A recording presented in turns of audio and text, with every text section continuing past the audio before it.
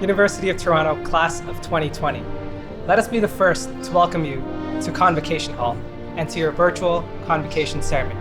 You've done it. You've worked so hard to reach this milestone. Congratulations on your academic achievement and enjoy your special day.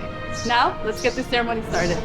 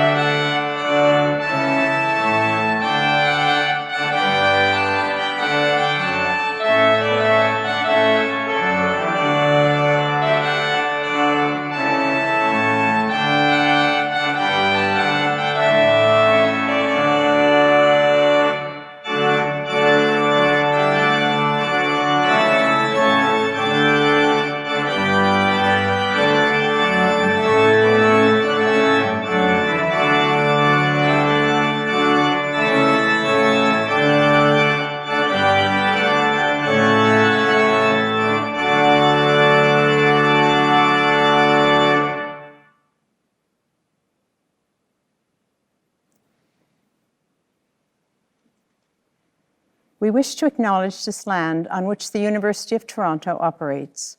For thousands of years, it has been the traditional land of the Huron-Wendat, the Seneca, and most recently, the Mississaugas of the Credit River. Today, this meeting place is still the home to many Indigenous people from across Turtle Island, and we are grateful to have the opportunity to work on this land. We're also grateful to have the opportunity to celebrate the achievements of our scholars who graduate today. On their behalf, let us express gratitude for the support of their family and friends, and for the faculty and staff who have guided them in their pursuit of knowledge. Whatever our own traditions, let us reflect as we proceed through the convocation ceremony on the many years of effort, sacrifice, and success that have brought us to this time of celebration. In Concilium Universitates Torontonenses vocati somus.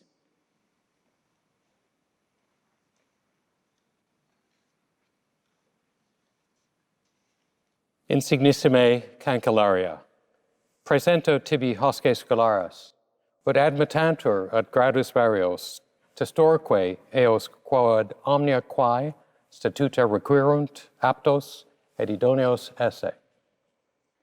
Ad profectum huius provinciae, huiusque magnae patriae, et ad profectum omnium nationum, omnibus et terris conjunctarum, ago executoritate mihi etoti. Universitate commissar, admitto vos e grados varios, quarum ura vobisto, et peto quoqua ut omnia, confictiatas munera qua et illos gradus pertinent. On behalf of the University of Toronto and by virtue of the authority vested in me, I hereby admit all those candidates not here present to their degrees in absentia. My name is Merrick Gertler, and it is my great privilege to serve the University of Toronto as its 16th president. Today, I have the additional privilege of assisting Chancellor Rose Patton in conducting this convocation. The university is an institution with deep historical roots and many enduring traditions. Among those is our use of the language of the medieval university in today's wonderful celebration. For those joining us today who, like me, are less than fluent in Latin, a translation may be helpful. For my part, I said, "Most distinguished Chancellor, I present to you these scholars that they may be admitted to the various degrees. And I bear witness that as far as all things which the statutes require, they are fit and suitable. Much more significantly, from the standpoint of the graduating class, the Chancellor then replied, "To the benefit of this province, this great country, and to the worldwide community of nations, I, by the authority vested in me and in the whole university, admit you to your various degrees, grant to you the rights, and ask of you the responsibilities of doing all those things which pertain to those degrees." And so, as my first order of business, I am delighted to salute you, the graduating classes of June 2020. That's it, you're done. Warmest congratulations. I would like to bid a warm welcome to everyone who has joined us to witness today's ceremony. Convocation this year is unique. For the first time in our 193-year history, we are conferring all degrees in absentia, meaning conferred on those not able to be present. This change was made necessary by public health directives in the province of Ontario to help stop the spread of COVID-19 by maintaining physical distancing. You will all be invited back to the university when circumstances permit to celebrate our graduates in person. We look forward to seeing you then and to acknowledging each of our graduating students at those celebrations. But today, graduates, the University of Toronto is formally recognizing your hard work, your perseverance, your accomplishments, and this milestone. Each of you, as a member of the graduating class, is joining an extraordinary family of University of Toronto alumni. They number more than 600,000 in over 190 countries around the world. They are the university's living legacy and our greatest ambassadors. U of T alumni serve in leadership roles in every corner of the globe and in every walk of life. They are prime ministers, justices, scholars, authors, community and business leaders, and professionals of every description. Their endeavors have shaped the world we live in and the way we understand that world. We have no doubt that the University of Toronto's high international standing can be attributed to generations of dedicated and very talented faculty and staff members. But we also understand that this reputation has been built by our alumni, a group that now includes each and every one of you. So to the graduating class, let me say thank you. Thank you for your many contributions to the university while you were a student. And thank you for what you will do as members of Canada's largest and, I believe, most distinguished alumni community. One more word of thanks is in order. I'm sure all graduates share a sense of gratitude to the friends and family members who have helped bring them to this special day. So I would like to take this opportunity to acknowledge and thank all those who have supported our graduates during their time at the University of Toronto. Once again, my warmest congratulations. It is now my great privilege to introduce our convocation speaker, University Professor John Polanyi. Professor Polanyi is one of the university's, indeed the world's, most eminent scholars. Winner of the Nobel Prize in Chemistry in 1986, he is globally renowned for his pioneering research on molecular motions in chemical reactions in gases and at surfaces. Professor Polanyi is best known for having developed the technique of infrared chemiluminescence, based on his observation that molecules, when excited, emit infrared light. Born in Germany and educated in England, Professor Polanyi was among a group of 50 children brought from Great Britain to Canada and hosted by U of T during the Second World War. He spent 3 years at the University of Toronto schools before returning to England to continue his education in Manchester. Following postdoctoral fellowships at Princeton and the National Research Council of Canada, he returned to U of T in 1956 when he was appointed to the Department of Chemistry. Now, more than 60 years later, Professor Polanyi remains actively engaged in both his science and his wider interests in science policy, the control of armaments, and peacekeeping. Among his many accolades, he is a Fellow of the Royal Societies of Canada, of London, and of Edinburgh, and is also a Fellow of the American Academy of Arts and Sciences, the U.S. National Academy of Sciences, the Pontifical Academy of Rome, and the Russian Academy of Sciences. He is a member of the Queen's Privy Council for Canada and a companion of the Order of Canada. In addition to the Nobel Prize, his major awards include the Royal Medal of the Royal Society in London, the Wolf Prize in Chemistry, the Gerhard Hertzberg Canada Gold Medal, and over 30 honorary degrees from 6 countries. Professor Polanyi, we are delighted that you have accepted our invitation to address the graduating class of 2020.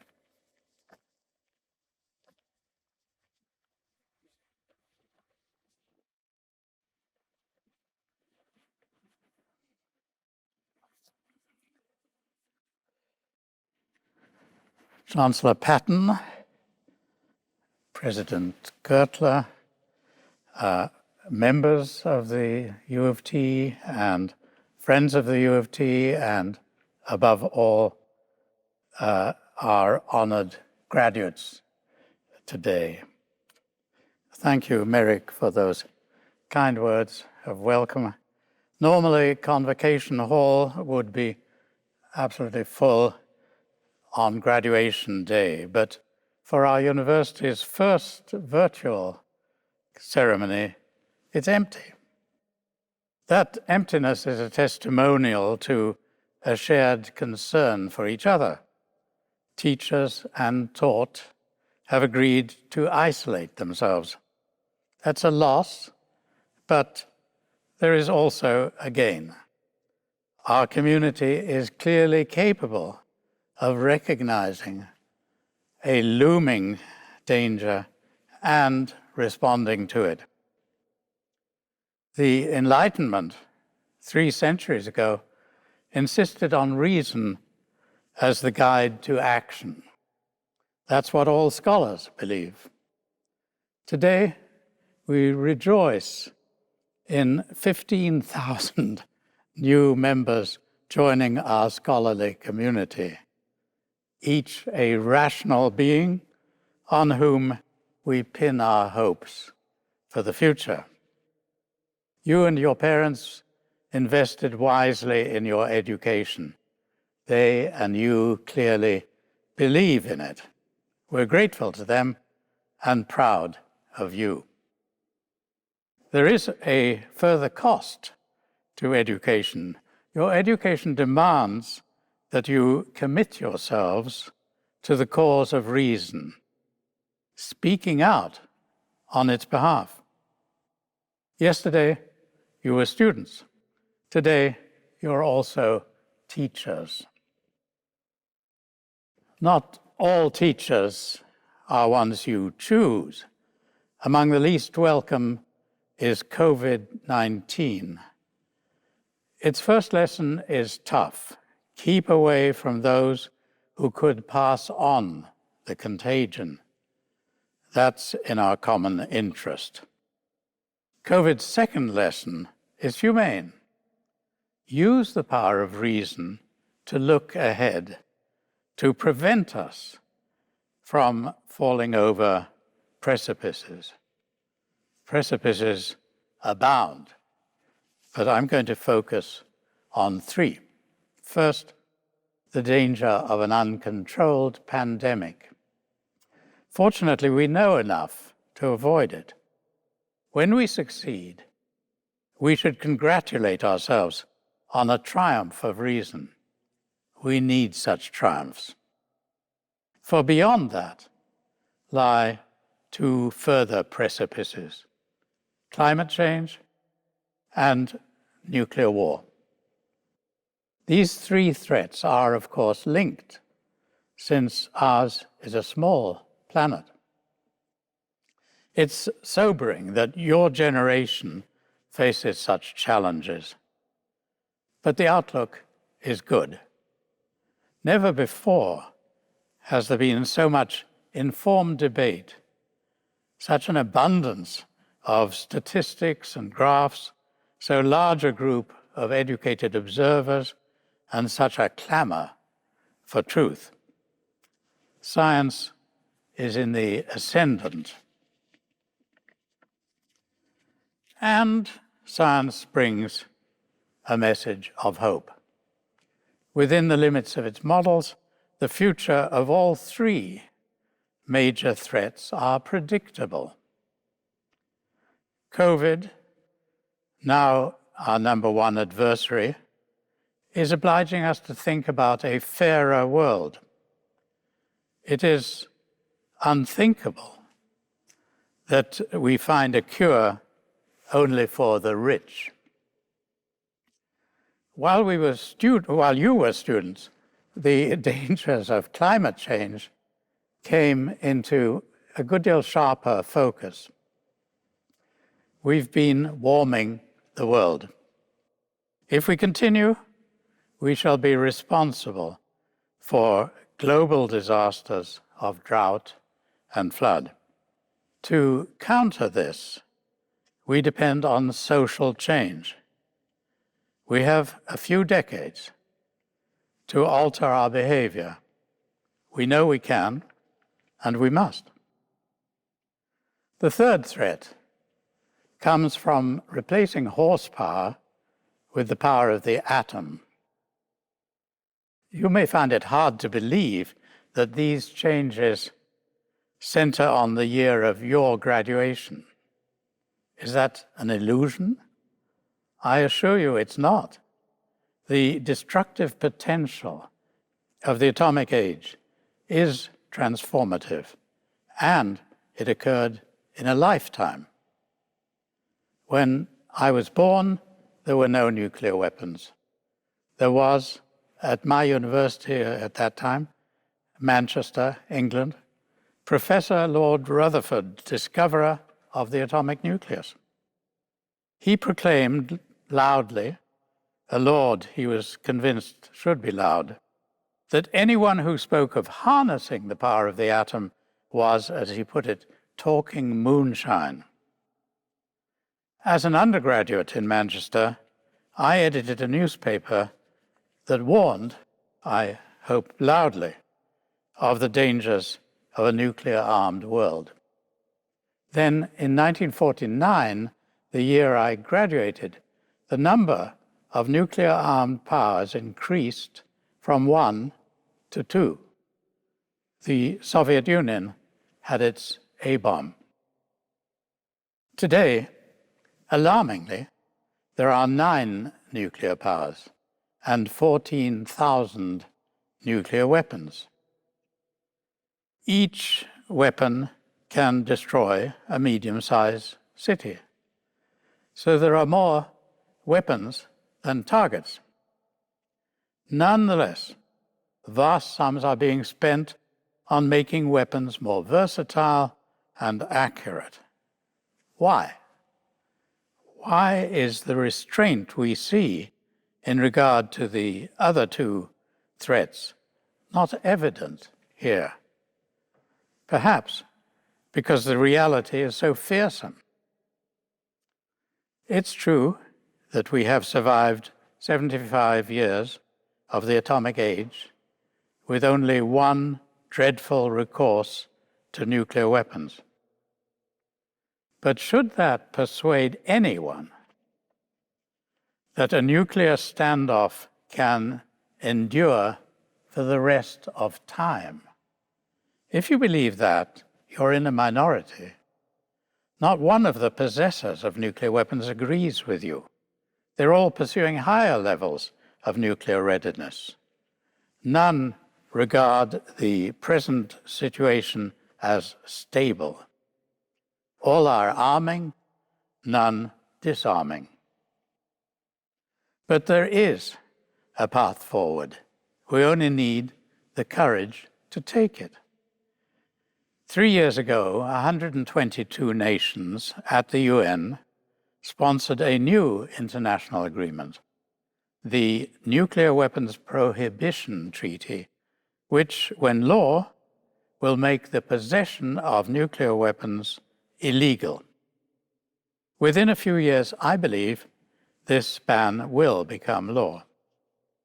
Of course, it will face opposition from the existing nuclear powers. Among those opposed to the prohibition will be Canada. However, you can change that.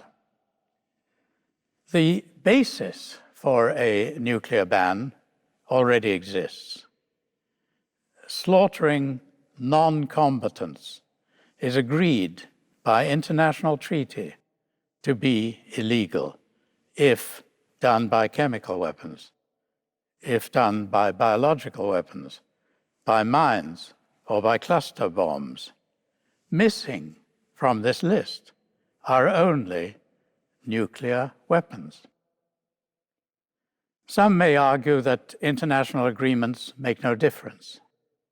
But if so, why are the nuclear weapons states so adamant in their opposition to the ban? Perhaps, like you, they have studied history.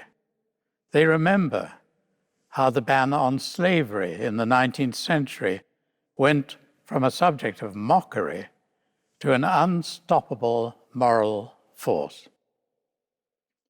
At that time, 2 centuries ago, new thinking had to be spread by petitions carried on horseback.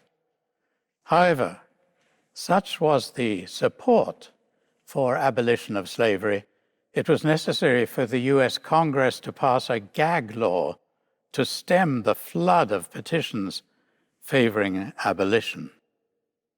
There was also opposition to abolition that very nearly broke the United States apart in their terrible Civil War. But slavery was abolished. For, as Shakespeare put it, there is a tide in the affairs of men that cannot be denied. Though our meeting today is only virtual, your voices will be heard in coming years and will be vital as we negotiate the shoals that lie ahead. We look forward to hearing from you. Every good wish to you, graduates of the year 2020.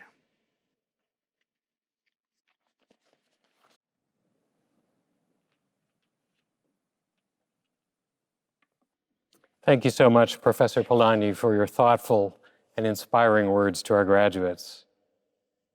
As we conclude our virtual convocation ceremony, I wish to thank all of you for joining us and to offer a final heartfelt congratulations to each member of the graduating class.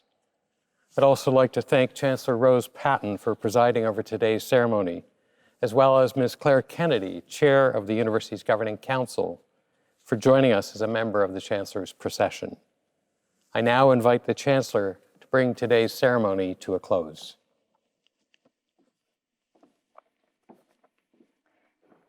Each year, when our students graduate, the University of Toronto community is united in celebrating. The class of 2020 has given us all a very special reason to hope. In meeting the historic challenges of the past few months, you have demonstrated exemplary courage, persistence, and generosity. These are the qualities of fine leadership that we need in our society now more than ever.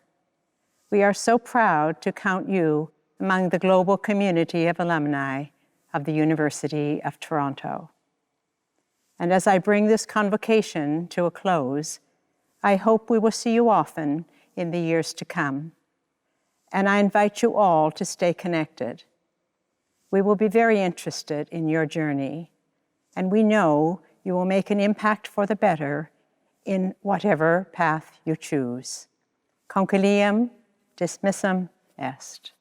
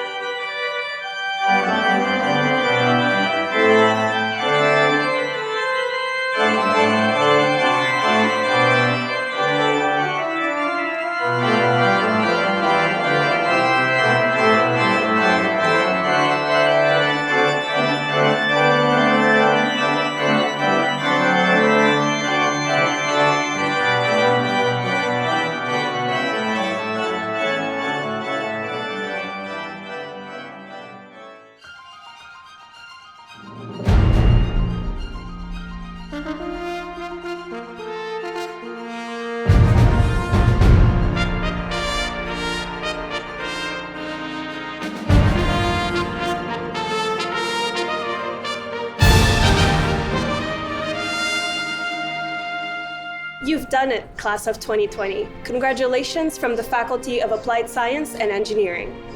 The John H. Daniels Faculty of Architecture, Landscape and Design celebrates the class of 2020. Congratulations. Congratulations on your outstanding achievements from the Faculty of Arts and Science. Innis College sends congratulations and best wishes to U of T's class of 2020. So this summer might not have turned out the way we all expected, but that doesn't take away from the fact that you did it, class of 2020. Congratulations from New College. Congratulations to the class of 2020 from St. Michael's College. Trinity College wishes the class of 2020 much success in the future. Congratulations, grads. You did it, class of 2020. Sending congratulations from University College. Here's to U of T's class of 2020. Congratulations from Victoria College. Woodsworth College sends congratulations and best wishes to the class of 2020. Congratulations on your outstanding achievement from the Faculty of Dentistry. Cheers to you and your amazing accomplishments. Congratulations from the Munk School of Global Affairs and Public Policy. On behalf of the School of Graduate Studies, congratulations and best wishes to the graduates of 2020. The Faculty of Information celebrates your amazing achievements today, U of T grads. Congratulations. The Faculty of Kinesiology and Physical Education sends congratulations and best wishes to U of T's grads of 2020. Congratulations to the class of 2020 from the Faculty of Law. The Rotman School of Management celebrates the outstanding achievements of the class of 2020. Congratulations. Here's to U of T's class of 2020. Congratulations from the Faculty of Medicine. Congratulations to the class of 2020 from the Faculty of Music. The Lawrence S. Bloomberg Faculty of Nursing celebrates the class of 2020. Congratulations. Ontario Institute for Studies and Education congratulates you on your amazing achievement today. Congratulations, 2020 graduates. This is your day, U of T grads. Congratulations from the Leslie Dunn Faculty of Pharmacy. Cheers to the University of Toronto's graduating class of 2020. Congratulations from the Dalla Lana School of Public Health. Hey everyone, congratulations to the University of Toronto class of 2020 from the Factor-Inwentash Faculty of Social Work. The University of Toronto Mississauga celebrates the class of 2020. Congratulations. This is your day, U of T 2020 graduates, sending you much love and congratulations from the University of Toronto, Scarborough.